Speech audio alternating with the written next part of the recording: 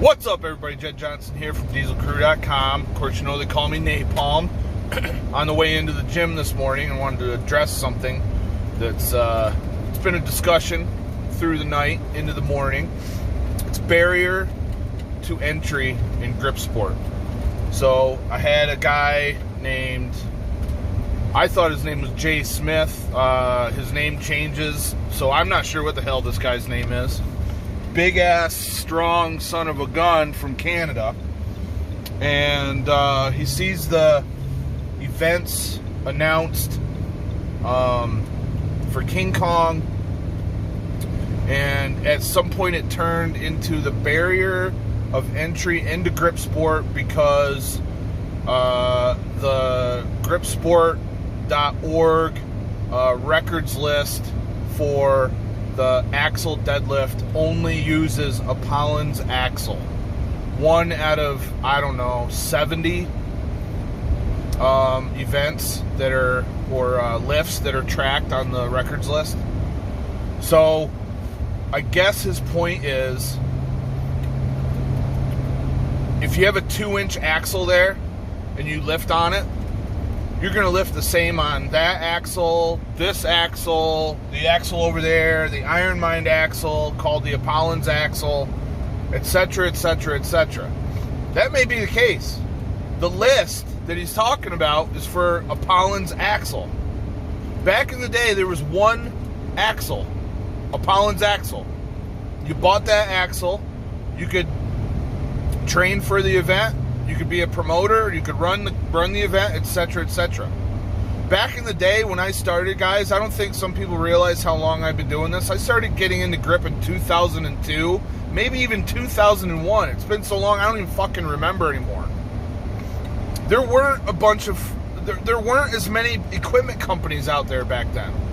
So it's the Apollons axle records list because all that was around back then was the Iron Mind axle. Nobody knew how much steel cost. There wasn't anybody buying any steel to make their own stuff. So everybody was buying Iron Mind stuff. And I'm sorry if you think that it costs a lot to buy an axle. Guess what? I had to buy an axle. Yeah, it's expensive.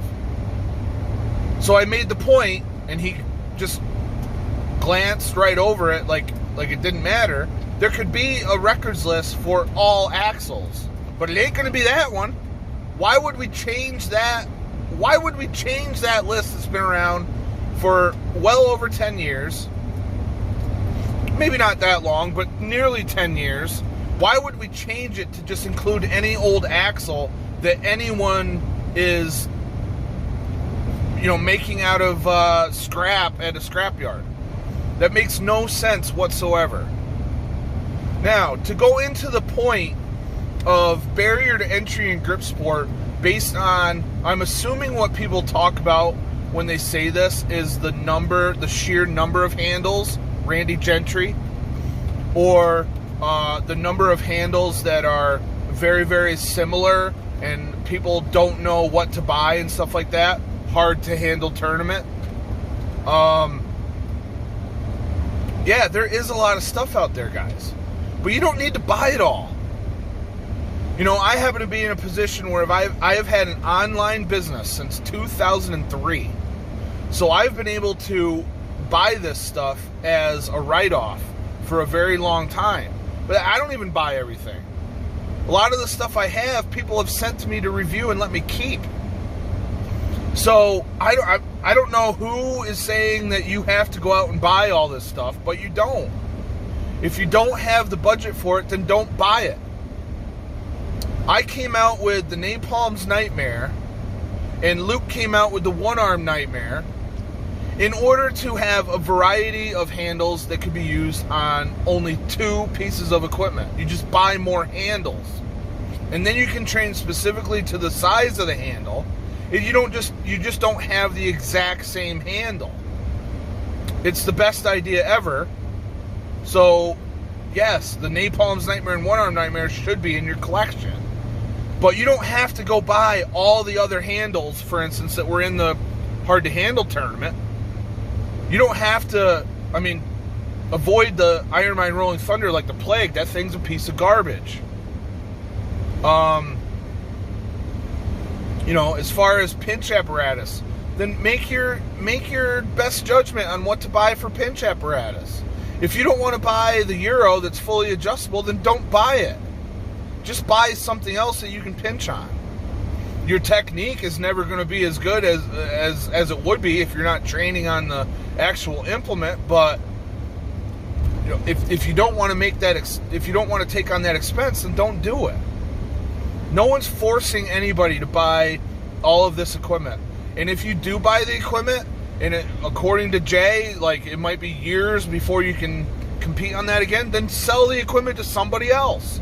There's somebody out there that'll buy it. Hell, a lot of the stuff that I bought at a discounted price very, very, very early on, because people would go and buy all this stuff that they don't need and then sell it all. And then I used to keep an eye on the selling forum on gripboard.com, and I would sweep right in there. And I was like, I was just buying stuff at a discounted price because people would unload their stuff. They want to get money for what they had, and I had the money, and it was all a business write-off. So that's how I accumulated a lot of the stuff I have. Hell, I used to have like 5 Rolling Thunders back in like 2005. I ended up giving most of those away. So I don't want to, people think they know what they're talking about. It's like they think that me and the people in the background of Grip Sport are just sitting there twisting our mustaches, seeing how we can screw more people over and make them buy more shit. That's not the case. That's not the case at all. I think there are people out there with grip companies that are seeing every piece of equipment that comes out, and then they want to make their own version of it and maybe charge more, maybe charge less, but that's up to them. And most of them aren't even involved in Grip Sport, at least not in a behind-the-scenes manner where they're trying to make the rules and guidelines and influence people. They're just making the equipment available, so I can't even really fault them for that. Barrier to entry in Grip Sport, I mean, my opinion, you buy, if you want to compete in a contest, then buy the equipment you need for that contest. You don't need to buy anything else besides that. Maybe a couple other things to round out your routine. That's it. But that's my feelings, guys. And this isn't the first time it's come up, but I mean, I'm not going to change the Ironmind axle record list on my records list that's been around for close to 10 years just because people don't want to buy the axle. If you want to have a constructive conversation about creating a different list of all the other axles, I'm all right. I don't care about that. I don't mind. But we're not changing that Ironmind axle list.